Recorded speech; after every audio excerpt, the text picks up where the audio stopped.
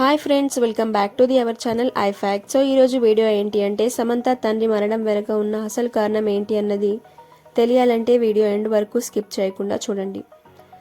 Samantha Naga Chaitanya marriage ఫ్యాన్స్కి పండగ వాతావరణం క్రియేట్ చేసింది. కానీ అది 3 నాళ్ల ముచ్చటిగా మిగిలిపోతుందని ఎవరూ అనుకోలేదు. సమంత తండ్రి తన కూతురు ఇకనైనా సినిమాలు ఆపేసి తన భర్త అయిన నాగచైతన్యతో హ్యాపీగా ఉంటుందని అనుకున్నారంట. కానీ పెళ్ళైన 2 ఇయర్స్కే చైసామ్కి విభేదాలు మొదలై వేరువేరుగా ఉండడం స్టార్ట్ చేశారంట. ఈ విషయం జోసెఫ్కి తెలిసి తన భార్యతో కలిసి సమంతకి నచ్చజెప్పారంట. హస్బెండ్కి వైఫ్కి గొడవలు అవ్వడం సహజం, ఈ విషయం పెద్దదిగా చేయకు అని చెప్పారంట.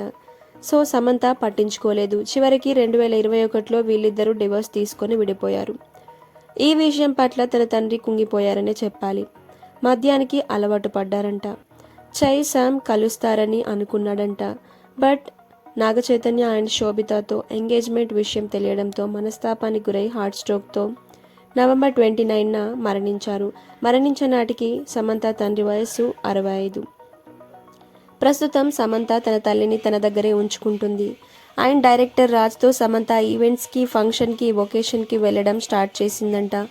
వీళ్ళిద్దరూ డేటింగ్లో ఉన్నారేమో అంటూ ట్రోల్స్ వస్తున్నాయి. దీనిపై మీరేమనుకుంటున్నారో కమెంట్ చేయండి. సో ఇది ఇవాళటి వీడియో. మరిన్ని వీడియోస్ కోసం నా ఛానల్ని లైక్ చేయండి, షేర్ చేయండి, అలాగే సబ్స్క్రైబ్ చేసుకోండి. ఇంకా ఏవైనా ఇన్ఫర్మేటివ్ వీడియోస్ కావాలంటే కమెంట్ సెక్షన్లో కమెంట్ చేయండి. పక్కా నేను వీడియో చేయడానికి ట్రై చేస్తాను. Thanks for watching.